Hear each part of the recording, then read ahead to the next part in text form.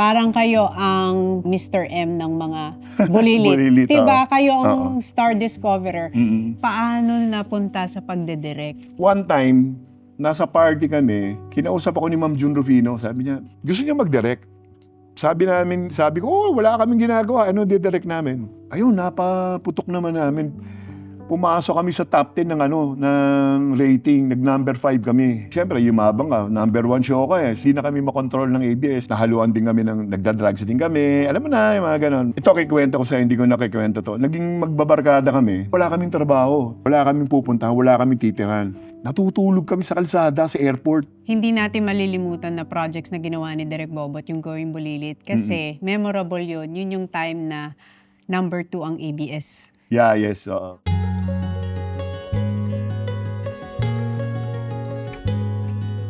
Direk! Kamusta? Hello! Pag sinabing Direk Bobot Martis, 4 ang naiisip namin sa inyo. Una, V and Bot. Mm-mm. Next, Going Bananas. Yeah, oo. Tapos, Going Bulilit. Mm. Tapos yung pinaka-last ko sa inyo is yung Home Sweetie Home. Home Sweetie Home. Pero yung new generation, kilala na kayo as director. Yeah. Parang kayo ang Mr. M ng mga bulilit. Bulilit, Diba? oo. Kayo ang star discoverer. Mm-mm. Pero ang hindi alam talaga ng lahat, first love ni Direk is singing. Mm-mm. Tama, tama. Nagsimula talaga si Direk na kumakanta at the age of... Bata pa ako, mga 6, kumakanta na ako, alam ko. Kasi nakilala na kayo dun sa generation ng daddy ko as yung love team ng V and Bot. Oo, tama. Pero before V and Bot, ang unang launching at unang pasok ni Direk Bobot sa industriya ay sa Tawag ng Tanghalan. Tama, tama. Tawag ng Tanghalan.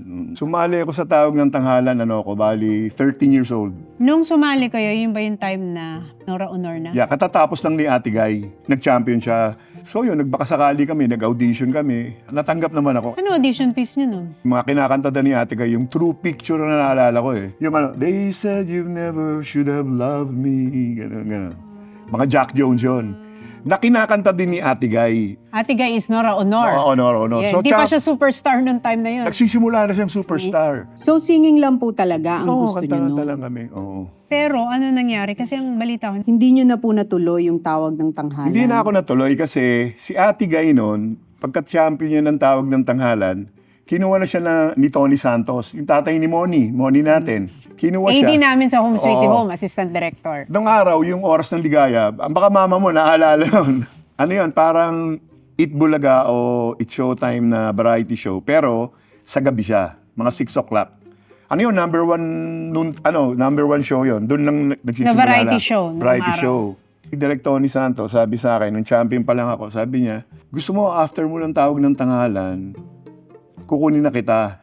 Ilalagay na kita sa Oras ng Ligaya. Ngayon, sabi ko, hindi pwede kasi lumalaban pa ako sa tawag. Sabi niya, ikaw, iintayin mo pa yan. Malay mo, matalo ka pa dyan. Eto, gagawin na kitang artista. So pagka-resign ko dun sa contest, nag-Oras ng Ligaya na ako. Yun yung na-partner niya na si Nora Honor. Una, hindi pa. Ngayon, pinag-partner kami ni Tony Santos si Ate Guy. Ayun, pumutok naman yung yung love team namin ni Ate Guy. Kaya lang, pinasok din si Tirso doon sa show na Oras. Alam mo na yung uso noon, nung time na yun, triangle eh. Pero ano po nangyari? Ba't naiwan yung Guy and Pip? Ito yung nagpapaluan ng silya sa television. Yung mga fans? Yung mga fans, nagpapaluan sila. Dahil, Nag-aaway eh, kasi gusto nila, ako ang kapartner ni Guy.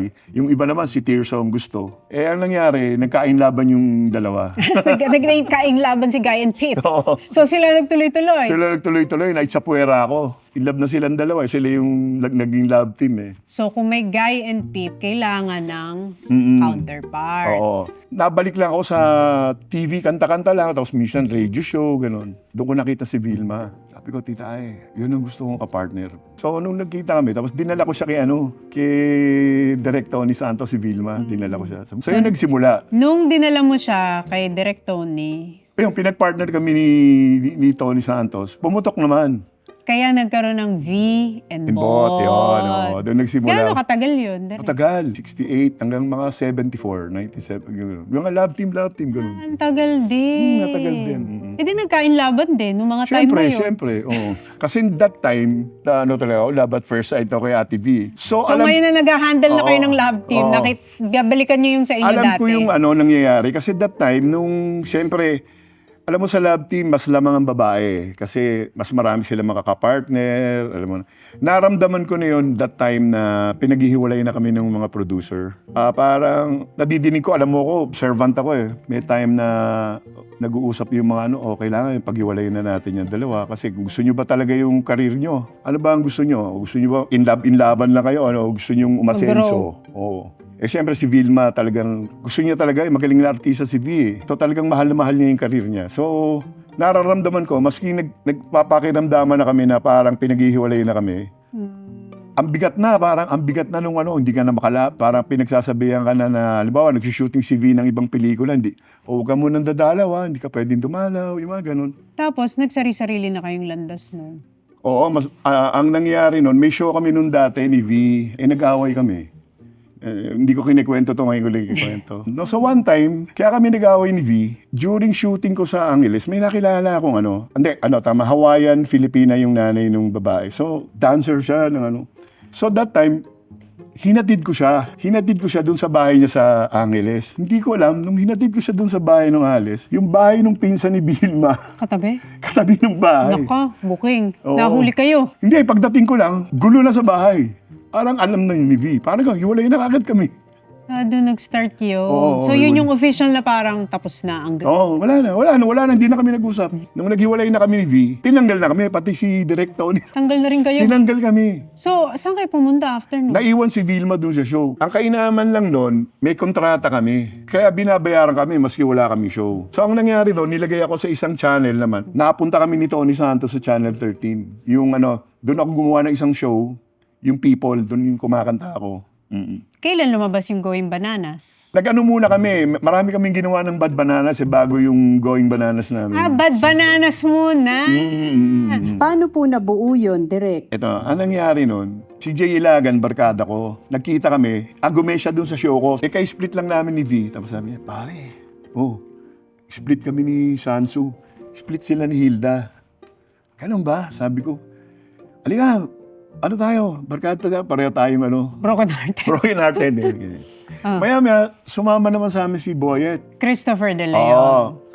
Naghiwalay din sila ni Ate Guy. Ate Guy naman. Oo. Kasi tapos ng Guy and Pip, tapos naging Christopher and Nora. Kinasal na sila, di ba? Tapos naghiwalay sila. Mga bigatin pala yung mga na-splitan nyo. Broken-hearted ka. Nora Honor, Vilma Santos, tapos yung kay Jay Ilagan. Hilda Coronel. Hilda Coronel. Talaga nga naman the Broken-Hearted Club. At that time, meron akong fan na may-ari ng Enrico Hotel. Alam niya, nag-split kami. Sabi niya, alika iho, tumira ka sa akin dito sa hotel para binigyan ako ng presidential suite sa taas. Yung kwarto ko laki, mag-isa lang ako. Pati kotse niya, gamit ko kung saan ako, may service ako. Hotel Sabi ni Jay, saan ka ngayon? Sabi ko, nasa Enrico Hotel ako Gusto mo doon? May dalawa na kami ni Jay. Nakatira doon? Oo. Wala naman ako kasama Tapos biglang naging tatlo na kami ni Boyet. Talagang Doon din siya tumira? Doon kami tumitira. So literally, nabuo na yung barkada nyo. Nabuo yung barkada namin. Nabuo yung barkada. Dahil doon, mga broken-hearted kami. Mga tawag sa amin ng barkadang sawi nung araw.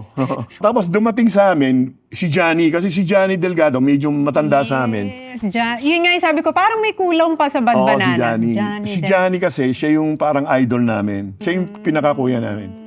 So, doon kami nagsimula, yung Bananas. Nagbabarkada kami. Ba't naging Bananas? Sino po nagtawag nun? Ang tawag kasi sa amin, dahil puro kami kalokohan, kaya tinawag kami ng, Bad Bananas. Ito, kikwento ko sa hindi ko nakikwento to. Naging magbabarkada kami, wala kaming trabaho. Si Boyet lang ang sikat that time, marami siyang pelikula. Nag-uusap kami, pare, ano gagawin natin? Punta tayo Amerika. Nagpunta kami sa Amerika, ang dala lang namin, plane ticket lang meron kaming pabalik at papunta doon. Nagpunta kami ng Amerika, tumagal kami ng mga 2 buwan doon. Tigpa $500 lang yung pera namin. Wala kaming pupuntahan, wala kaming titiran. Natutulog kami sa kalsada, sa airport. May dala kaming pelikula, may dala namin, Banawe. Yung rolyo ng pelikula, ang laki nun. Lalakad kami sa Amerika, may makakakita sa amin. Uy, di ba ka? Sabi, sakay tutuloy dito. Naghahanap nga kami. Gusto niyo sa bahay na lang namin kayo? 4 kayo? Titira mo kami sa bahay nila, tapos sasabihin namin, sino ba yung presidente ng dito, ng asosasyon nyo? Sige, kakausapin namin. Meron kaming may dala kaming pelikula, pwede ba namin ipalabas? Kaya kami yung unang-unang nag-show sa Amerika, mga 1977 yun. Paparenta namin yung sine. Daming Pilipino nanonood, papanoodin muna yung Banawe. Pagkatapos noon, magsho-show kami. 2 buwan kami, umabot pa kami ng Canada. Talaga trip lang. Ang ending lang nito, kaya kami nag-uwian kasi nasa Canada kami, ganun din.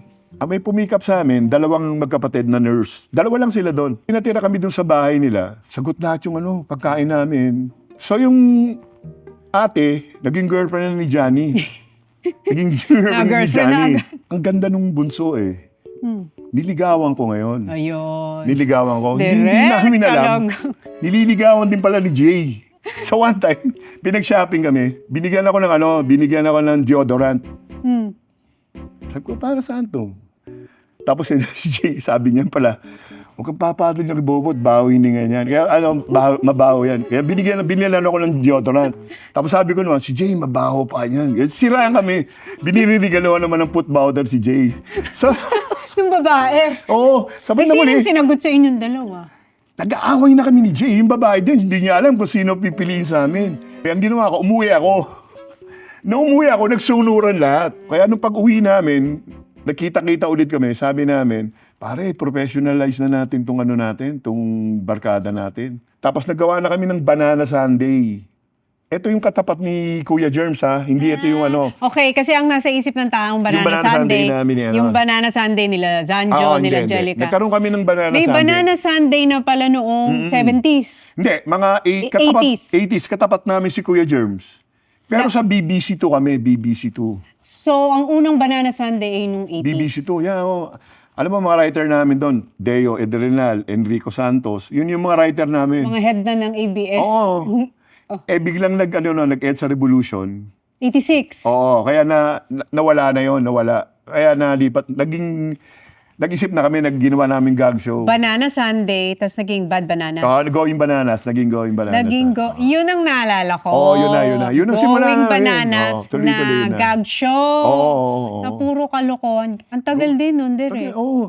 Tsaka meron din kami ginawang pelikula, yung Bad Banana sa Puting Tabing. Nung nag-going bananas kayo, yan ba yung na-aksidente si Jay? Pagkatapos, kasi nung nag-Going Bananas kami, syempre, yumabang ka, number 1 show ka eh. Hindi na kami makontrol ng ABS. Nahaluan din kami nagda-drugs din kami. Alam mo na, yung mga ganon. After naming matanggal sa ABS, 1 buwan lang na-aksidente si Jay. Di sunod-sunod yung parang challenge naman ng barkada nyo. Tapos, paano napunta sa pagdedirect? Kasi kilala na po kayo ng generation na to. As direct bobot. Yeah, yung ganun nga. Dahil nanggaling ako sa Going Bananas, one time, nasa party kami, kinausap ako ni Ma'am June Rufino. Sabi niya, gusto niya mag-direct. Sabi ko, wala kaming ginagawa. Didirect namin? Sige, i-direct niyo yung Tropang Trumpo. Ayun, napaputok naman namin. Pumasok kami sa top 10 ng rating. Nag-number 5 kami. Tapos, tinuloy-tuloy nyo na yung directing career? Naging tuloy-tuloy na. Kasi ang naaalala ko, nung 2000, isa sa mga hindi natin malilimutan na projects na ginawa ni Direk Bobot, yung Going Bulilit. Kasi memorable yun. Yun yung time na number 2 ang ABS. Yeah, yes. Number 1 ang GMA. Yun yung mga Tama. teleserye nilang Encantadia and all. And naalala ko, kakalipat ko lang nun sa ABS. And yun yung parang bagsak ang ABS, yung mga ratings. Tapos, maglo-launch ng 5 show. Yeah, tama. Oo. Dun sa 5 show na nilaunch, dun yung parang nag-start na nagkaroon ng momentum uli ang ABS. Nag-hit ang PBB. Ang taas ng rating ng Going Bulilit. Saka yung Wawawi rin, pumutok ang... Kayo din ang Wawawi, Yeah, diba? kami ni Tita Linggit ang nag-create ng Wawawi.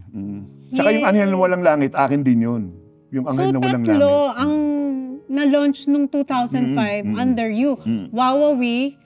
Going Bulilit. Pero yung nagdidirect ng Wawawi nun kayo, direct? Hindi, Mr. M?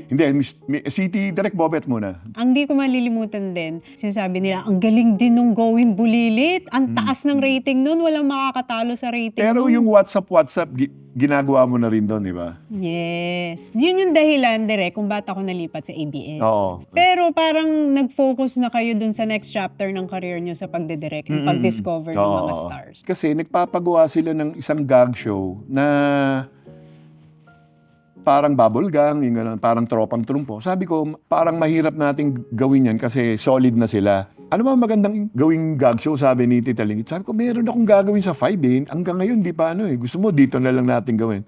Kasi sabi ko, gagawin natin yung mga bata na magiging adult role, tapos ililinya por linya natin para magagaling. Kaya naging Going Bulilit. Si Direk kasi parang nagkaroon ka na rin ng mata for stars.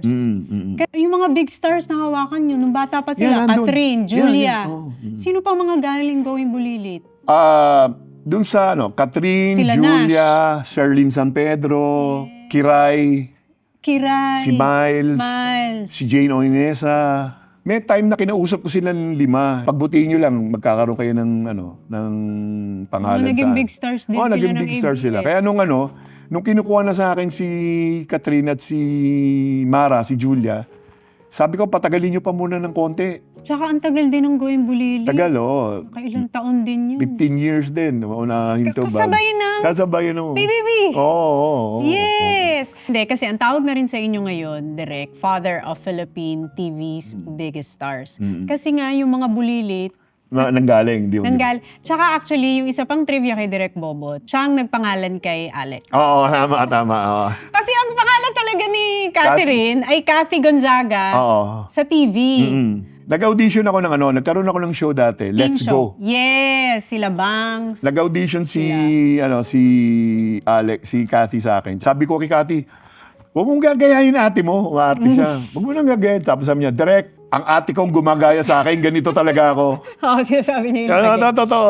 Talaga ba? Sige, gawin mo na. Sige, ikaw si Alex dito, Alex, ganon. Kasi yung pangalan na Alex Gonzaga, kaya siya naging Alex Dahil sa Let's Go. dahil kinuha na niyo yung pangalan na binigay sa kanya ni So yung Direk Bobot. natutuwa rin ako doon sa Let's Go, marami ring nagkapangalan. Like si Alex, si Bangs, Joem Bascon. So sa lahat ng achievements niyo sa industriya, saan kayo pinaka-proud? Siyempre, nakakatuwa din yung marami kang natulungan at meron kang mga artistang nanggaling sa'yo na sumikat, di ba? Pero yun, kasi yung singing ko kasi sa puso ko lang yun eh. Nagsimula kasi ako doon, parang talagang mahal na mahal ko siya. Kaya nung time na hindi na uso yung mga kinakanta ko, yung show kasi namin, babalikan lang natin yun. Yung show kasi namin dati, yung People, ang mga kinakanta ko lang yung mga standards. Maski ang kinikita ko nung araw, galing sa mga plaka ko sa mga novelty songs, marami akong ginawang kanta na, alam mo na, pang jukebox, mga gano'n. Doon ako kumikita. Kaya lang, pag magpo-promote ako, hindi ko pinopromote. Gusto ko kumanta nung gusto ko. Dumating na yung oras na, bago mag-80s na, nauuso na yung mga MTV. But, hindi na uso yung standard. Kinakailangan magbago ka na. Magbago ka na ng mga kanta. Nung hininto yung show, hindi na ako kumanta. Kumakanta lang ako pag nagbabananas kami, grupo. Pero never ako nag-solo. 6 decades na kayo sa industry. Yung ba yung celebration na kung bakit magkakaroon kayo ng concert? Hindi kasi, parang nagsimula to, mga 3 years ago. Nakikinig ako sa music room ko, papatugtog akong plaka. Sabi nung mga apo ko, Lolo, Papton, let's play this. Sabi ko, wag. Kaya nag-isip ako, sabi ko, bago ako mag-68, magre-recording ako, na-release ko sa plaka. Yun ang pinaparinig ko sa apo ko. Ayan. Ito. Papakita ko. Ito. Going Standard. Going Standard. Yan. Nirelease ko. Yung parang old classic talaga Oo. kasi naka-plaka. So yan yung nirelease ko na, at least trip ko lang. Ano to? Original songs, direct? Hindi, Or mga standards na standard songs nila. version Sinatra. mo? Oo. Sa panahon ngayon, wala Wala sa na. standard songs. Wala na. Naririnig na lang natin yung mga standard songs ngayon sa hotel. Paano kayo napabalik sa stage? Katulad ngayon, mag-show kayo. Sa totoo lang, sinabi ko, magsi-71 na ako. Gusto ko lang mag-show. Parang ito lang yung parang celebration ng milestone ng 6 na dekada nyo sa industriya na babalik kayo sa first love nyo. Na dito naman talaga nagsimula lahat Yes, sa pagkanta. Sa June 13 yun. June 13 sa Proscenium Theater. So ito yung mga standards. My standards na kakantahin ko. Pero kung papipiliin ka, direct, singing, directing, acting. Siyempre, singing talaga ako. Yun ang biggest Yun ang love. gusto ko talaga. Since babalikan natin yung first love ninyo is singing, kung may theme song ang buhay ninyo, na go-to song ninyo, ano yun? Ako yung parang team song ng buhay ko, yung kinakanta ko, yung That's Life. Ang dami mo nang pinagdaanan. Pagbaksak ang karir, yung ano ka, yun yung kinakanta ko, That's Life. Yan ba yung That's Life? That's life, that's what all... Oh, yan. Bigyan mo na kami ng sample dyan, direct. That's life, that's what all the people say. Di ba? You're riding high in April, shut down in May. Parang ganon. Oo. Maganda yung mga kanta na yan. Pero totoo ba yan, direct? Once na pumasok ko sa industriyang to, parang ang hirap isipin ng word na retirement. Naisip mo ba yun, direct? Oo, hindi. Parang Artista never ka daw eh. nilang Hindi. naiisip yun. Walang nagre-retire na artista unless hindi ka na makapag-dialogue, hindi mo na maalala yung sasabihin mo, gano'n. Pero hindi ko iniisip na, hindi ko na ako magre-retire. Hindi. Kasi, ano gagawin mo, di ba? Lalo kang tatanda niyan, di ba? Lalo na sa mga edad na namin na to, mga senior na, di ba? Parang sa inyo, hindi nagre-retire ang isang tao sa industriya. Mga artista, hindi. Wala, di ba? So, paano nyo i-compare yung artista noon at ngayon? Ang artista ngayon, maswerte kaysa doon sa amin. Bira naman ang may manager noon eh. Wala eh. Mga manager namin, nanay-nanay lang namin. Hindi ba? Like minsan, may papagawa sa yung direktor. Kanino ka magre-reklamo? Gagawin mo eh, di ba? Hindi ka gaya ngayon. Ayokong gawin yan. Tatawagan mo lang yung handle mo. Sabihin May management. May management ka na. Sila na nag-aaway, hindi ka kasali, di ba? Tsaka, pag nagre-reklamo ka, hindi ko nagre-reklamo yung sasabihin mo lang sa kanila. Dati kami, ang Kayo mangyayari, kaaway. Nagre-reklamo ka, yung ganun. Ang hirap eh. Kaya that time, di ba, nung may mga times nung nagdidirect ako noon, pag may guest kaming malalaki ulo, pinababayaan ko lang. Parang nung nakatrabaho ko nga si Direk Bobot sa Home Sweetie. Wala kang problema sa akin, di ba? Never ako Never ko nagalit. nakita uminit ulo nyo. Wala. Hindi mo ako mapapainit ng ulo. Hindi kita nakitang Kahit na anong sumigaw. problema, Kahit na ang daming problema sa set, hindi Bira kita lang, bira. nakitang Siguro uminit ang ulo. pagdidirect ko sa ABS, mga 2 beses lang ako nagalit. Kaya nung nireklamo ako, si Direk nagmura eh. Pagdating nila doon sa anong ginawa mo? Nagmura si Direk Bobot. Ganun Oo, kasi nga, wala akong naririnig. Hindi kayo terror na director. Hindi. Pag sinabing Direk Bobot Mortiz, 4 ang naalala ko sa kanya. V and Bot, Going Bananas, Bad Bananas, Going Bulili. Tapos, yun nga, as a director ng Home Sweetie Home. Pag sinabi yung Direk Bobot Mortiz, paano nyo gustong maalala or maisip na mga tao tungkol sa inyo? Ang tingin ko sa sarili ko, napakasimple ko lang tao. Naparati lang ako sa likod, di ba? Yung mga na-achieve ko sa hindi man ganun kalaki, kampante na ako yung magiging papel ko dito sa industry natin. Kahit papano, nakatulong ako.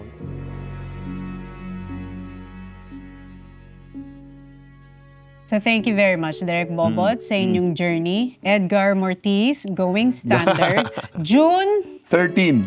13 sa Proscenium. Meron ako mga naimbita na guest, di ba? May reunion ba ang Going Bananas dyan? May Christopher De Leon din ba dyan? So ito naman ang journey ni Direk sa June. June Please, 13. Oo. Please, don't forget, June 13, Edgar Mortiz, Going Standard. Yan, alright. Thank you, Direk. Thank you.